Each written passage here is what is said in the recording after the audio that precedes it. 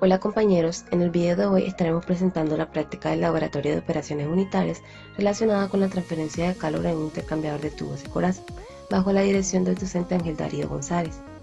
Esta práctica tiene como objetivo principal calcular la rapidez de transferencia de calor en un intercambiador de tubos y corazas, operando el arreglo de tubos en flujo paralelo y contraflujo, analizando el comportamiento, la eficiencia y los factores fundamentales en las tuberías, al utilizar fluidos diferentes durante la transferencia de calor en cada arreglo. En la cotidianidad del desarrollo de la industria, son muchos los procesos que requieren el intercambio de calor entre diferentes tipos de materiales o fluidos, ya sea para favorecer una reacción, cumplir con requerimientos de transporte y almacenamiento, o disminuir la cantidad de energía necesaria para llevar a cabo el proceso. Para este tipo de tareas se usan equipos llamados intercambiadores de calor, los cuales cuentan con variaciones en su diseño dependiendo del proceso y la finalidad del mismo. En la práctica son ampliamente usados en sistemas de calefacción y acondicionamiento del aire, en procesos químicos y en la producción de energía. En estos equipos se observan los mecanismos de transferencia de calor por convección y conducción. La transferencia de calor es el proceso de propagación del calor en distintos medios.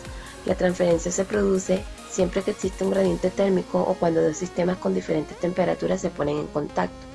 El proceso persiste hasta alcanzar el equilibrio térmico, es decir, hasta que se igualan las temperaturas. Cuando existe una diferencia de temperatura entre dos objetos o regiones lo suficientemente próximas, la transferencia de calor no puede ser detenida, solo puede hacerse más lenta.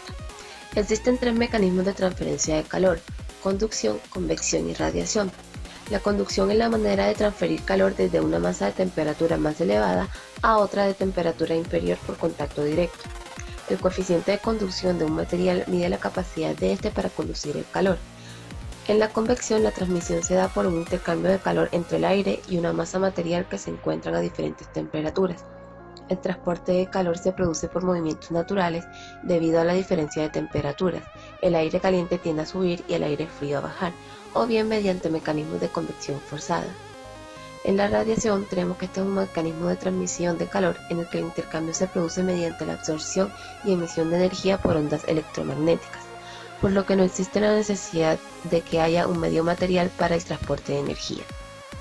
Los intercambiadores de calor son dispositivos cuya función es transferir el calor de un fluido a otro de menor temperatura. La transferencia se produce a través de una placa metálica o tubo que favorezca el intercambio entre fluidos sin que estos se mezclen. Estos dispositivos se emplean para los siguientes usos: elevar la temperatura de un fluido gracias a otro más caliente, refrescar un fluido empleando otro con menor temperatura, llevar al punto de ebullición a un fluido por la acción de un segundo con mayor temperatura, condensar gases utilizando fluidos fríos, llevar a ebullición un determinado fluido mientras se condensa otro gaseoso más caliente, entre otras aplicaciones.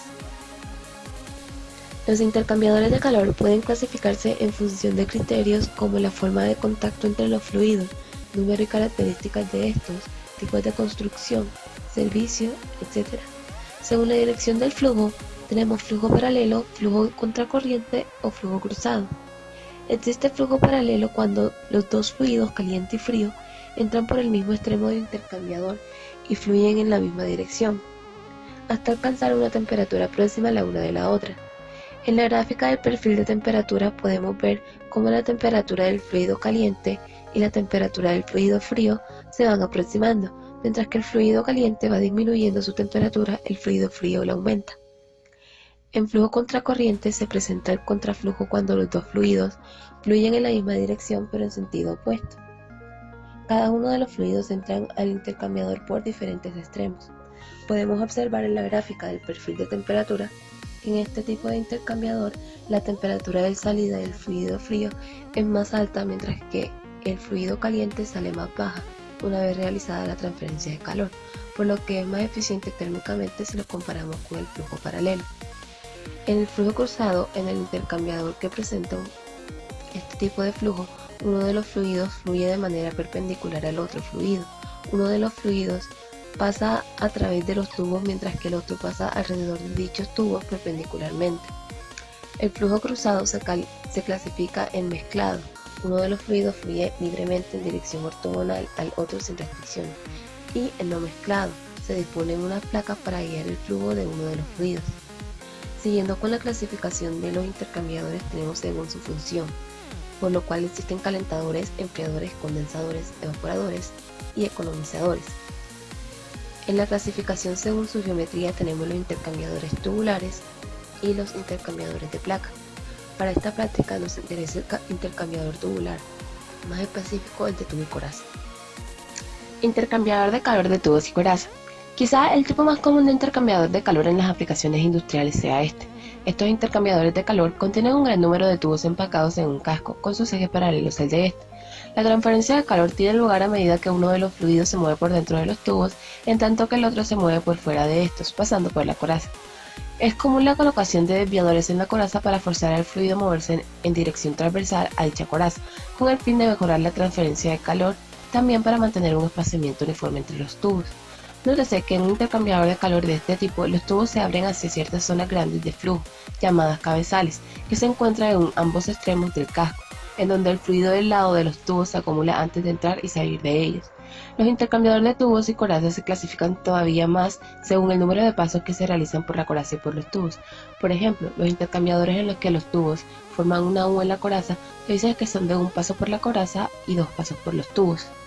La razón de transferencia de calor real en un intercambiador de calor se puede determinar realizando un balance de energía en los fluidos caliente y frío. Se puede expresar como Q igual a M.C CPC por TC salida menos TC entrada. Tenemos también Q igual a QM.H CPH por temperatura H salida menos temperatura H de entrada, donde MC corresponde al gasto másico del fluido frío, CPC corresponde al calor calorífico del fluido frío y TC las temperaturas de salida y entrada del fluido frío. MH como el gasto másico del fluido caliente, CP calor específico del fluido caliente y TH temperaturas de salida y entrada del fluido caliente.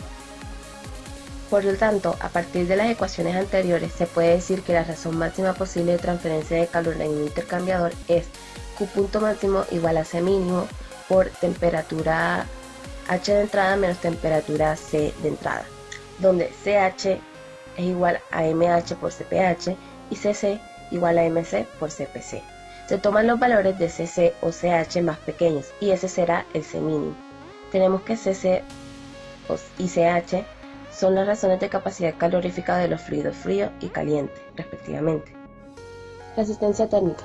La red de resistencias térmicas asociada con este proceso de transferencia de calor comprende 2 resistencias por convección, una por conducción y 2 por ensuciamiento si es posible.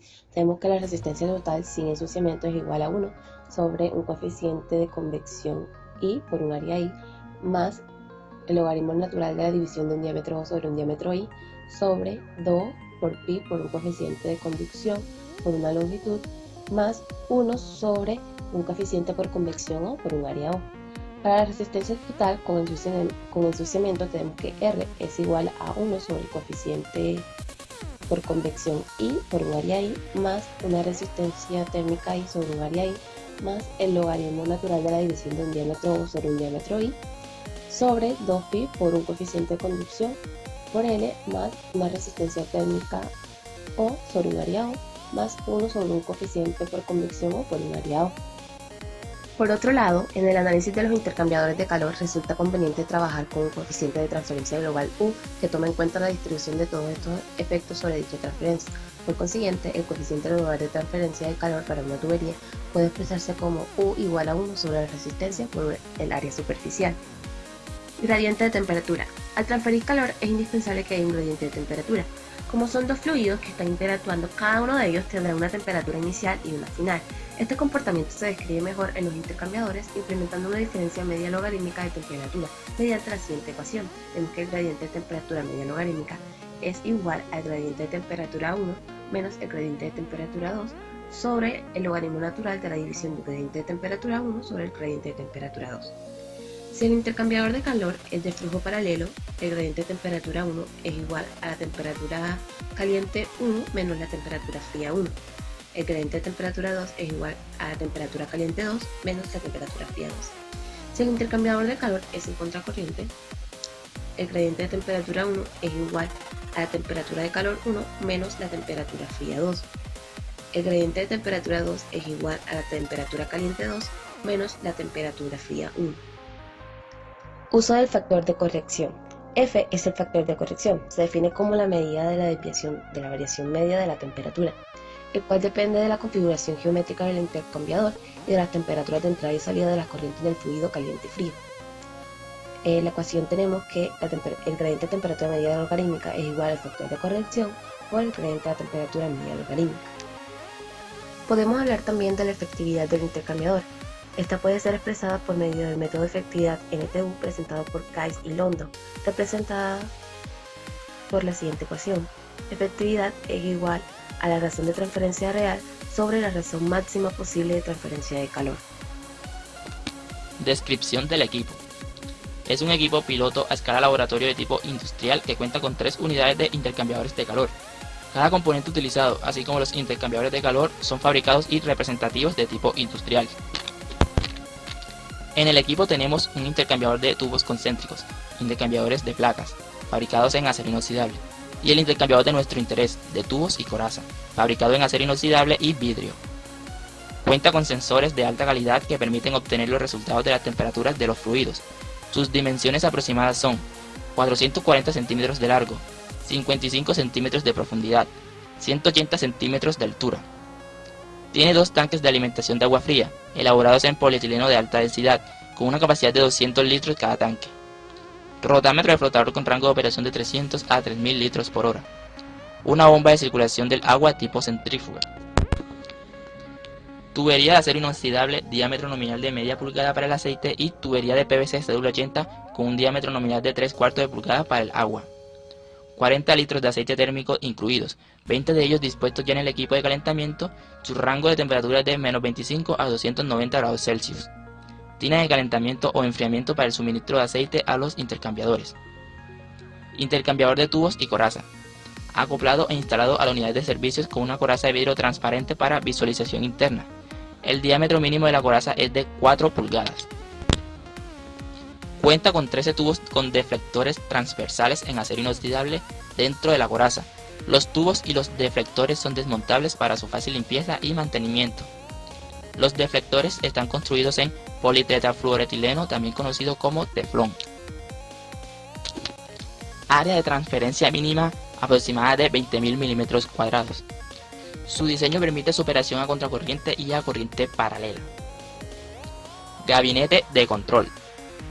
En el gabinete de control tenemos el interruptor general, indicador luminoso amarillo de tablero energizado, botón tipo hongo de media vuelta de paro de emergencia, botones pulsadores con foco iluminado en verde para la marcha de la bomba y de la tina, botones pulsadores con foco iluminado en rojo para el paro de la bomba y de la tina, indicador digital de temperatura para la entrada y salida del fluido caliente, indicador digital de temperatura para la entrada y salida del fluido frío.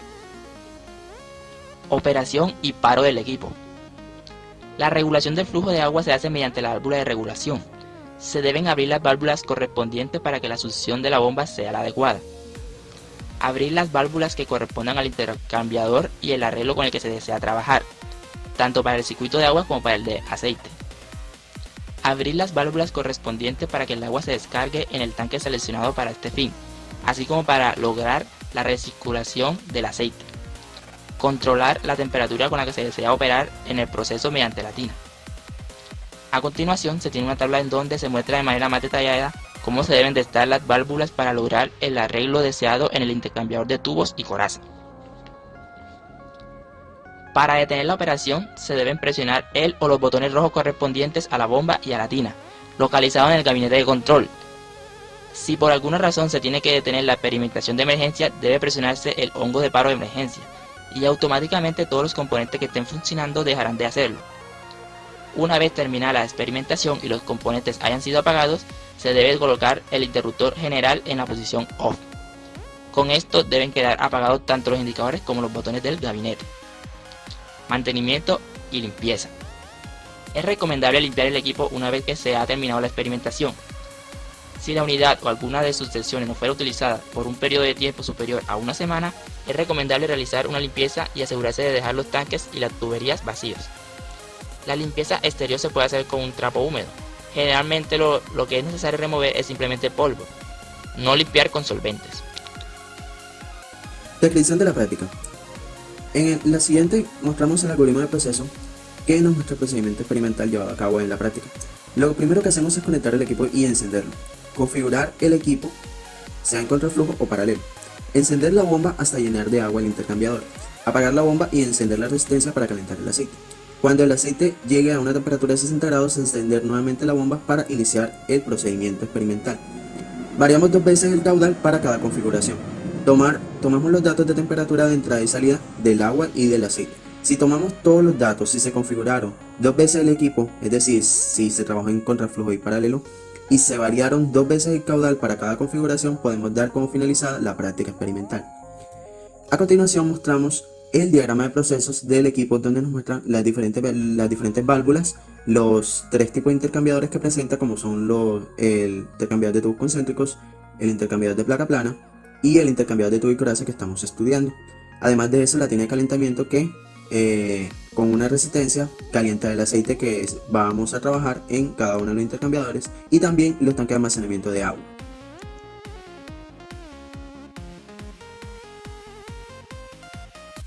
Para la experimentación de la práctica, lo primero que vamos a hacer es encender el equipo y esperar a que el gabinete de control se estabilice completamente para proceder al siguiente paso. El siguiente paso que hacemos es la configuración respectiva de las válvulas. Abrimos las válvulas necesarias para configurar sea en contracorriente o en paralelo. Es necesario hacer esto antes de encender la bomba. Encendemos la bomba para que el fluido del agua pueda pasar a través del intercambiador y pueda llenar toda la tubería de agua. Verificamos el caudal que se va a utilizar. En este caso, variamos el caudal al que se vaya a trabajar. Verificamos también que todo el intercambiador, la coraza del intercambiador, se llene de agua. Después que todo el sistema esté lleno de agua, procedemos a apagar la bomba para detener el flujo de agua y encendemos la tina de calentamiento. La tina de calentamiento calentará el aceite hasta 60 grados. Luego de que llegue a 60 grados, procedemos a encender nuevamente la bomba y así tomar los datos de la temperatura de entrada y salida del aceite del agua por 10 minutos. Después de eso, procedemos a apagar la bomba, la tina de calentamiento y también el equipo. Y por último, hacemos una purga de agua del intercambiador hasta que quede totalmente vacío.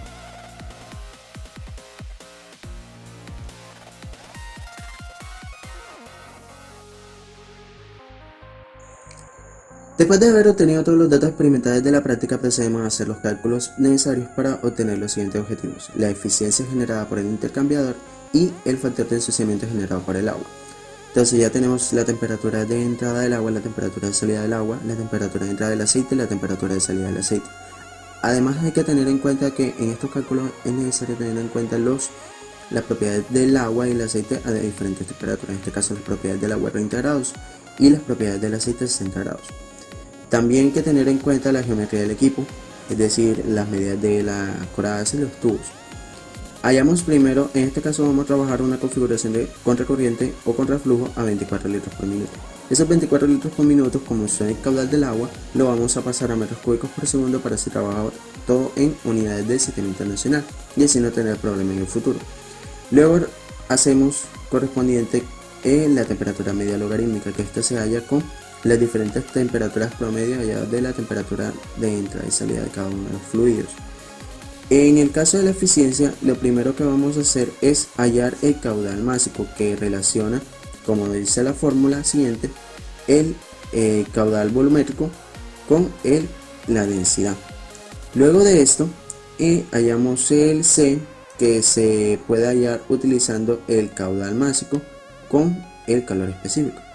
A fin de esto también hallamos el calor real transferido, que sería la multiplicación del caudal máximo por el C por el gradiente de temperatura del agua.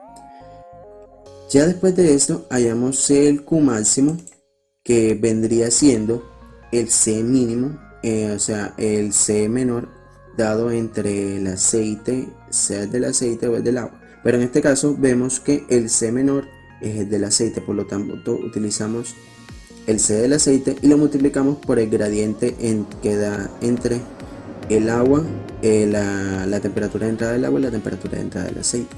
Bien.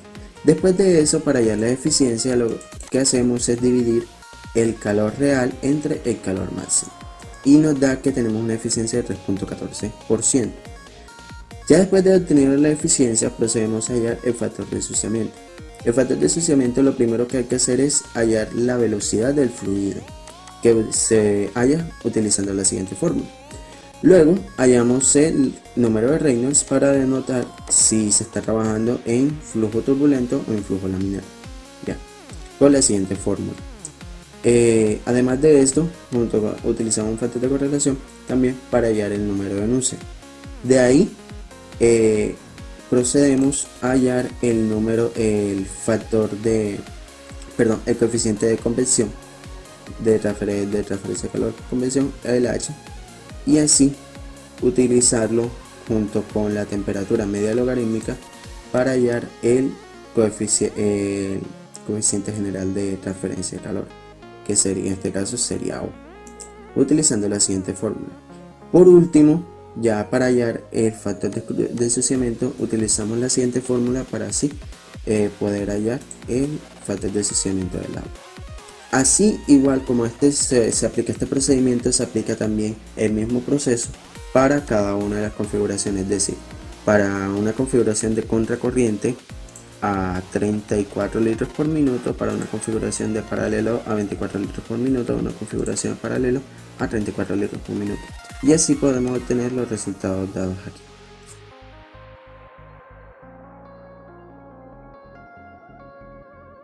La efectividad del intercambiador de calor fue calculada para identificar las condiciones óptimas de funcionamiento.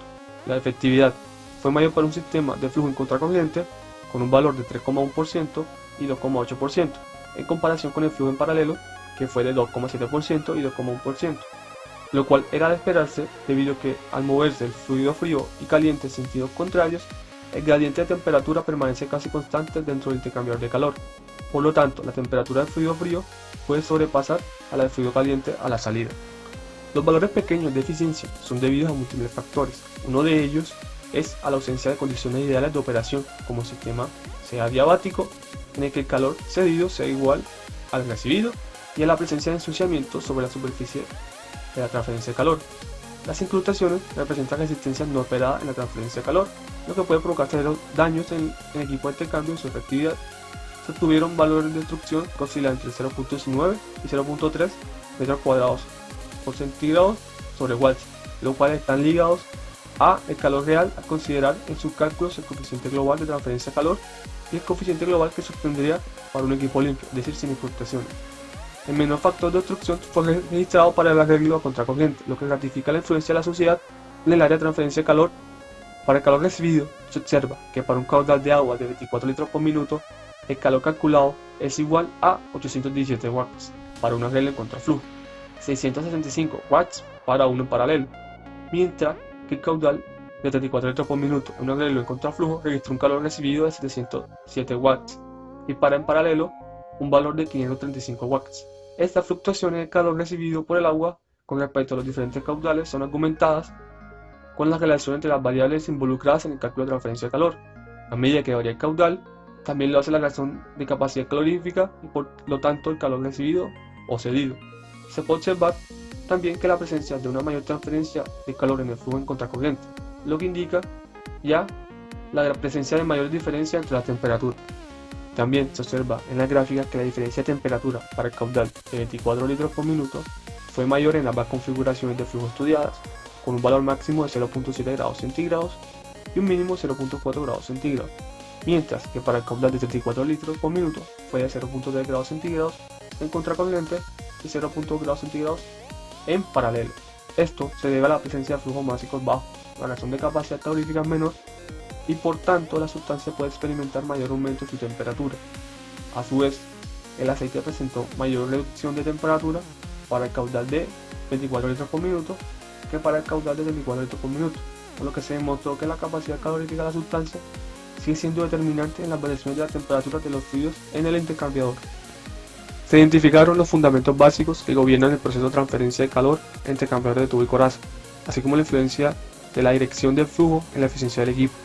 También se determinó la efectividad del intercambiador de calor para cada arreglo de flujo, siendo el intercambiador en contracorriente más eficiente con un valor de 3,1% y 2,8% en comparación con el flujo en paralelo, que fue de 2,7% y 2,1%. También se identificó que la masa de los fluidos juega un papel importante en los calores cedidos y recibidos dentro del intercambiador. También se reconoció al factor de ensuciamiento como una de las principales problemáticas en el equipo de transferencia de calor al aumentar las resistencias en las áreas de contacto. Como puede observarse en la figura, la temperatura de entrada del aceite conserva una tendencia constante en cada tiempo registrado, reflejado en una línea recta. Esto se debe a que es calentado mediante una resistencia, dispositivo que garantiza un calentamiento estable. Se puede resaltar fluctuaciones en las variables del sistema hasta que se alcance el equilibrio.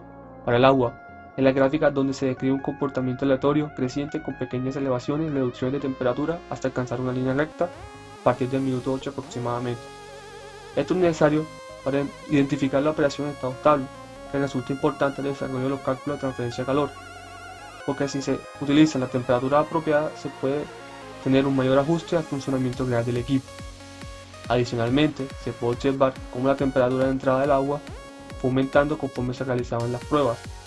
Esto se debe al ingreso continuo de agua caliente que sale del intercambiador a los tanques de almacenamiento. La adición de agua caliente a los tanques genera un aumento en la temperatura, elevando hasta 1 grado centígrado la temperatura del agua almacenada.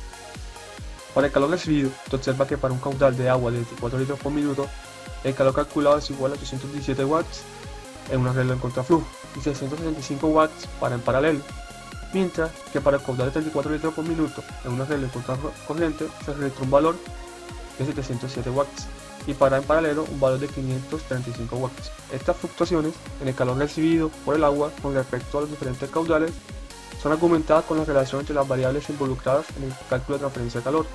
A medida que varía el caudal, también lo hace la razón de la capacidad calorífica y por tanto el calor cedido o recibido. Se puede observar que la presencia de una mayor transferencia de calor en el flujo en contracorriente, lo que indica, ya gracias a la presencia de mayores diferencias en las temperaturas.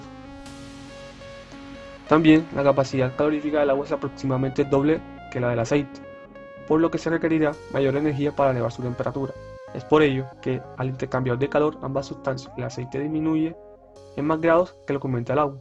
Además, al ser la capacidad calorífica de una sustancia intrínseca, grandes masas de una sustancia requerirán mayor energía para variar su temperatura.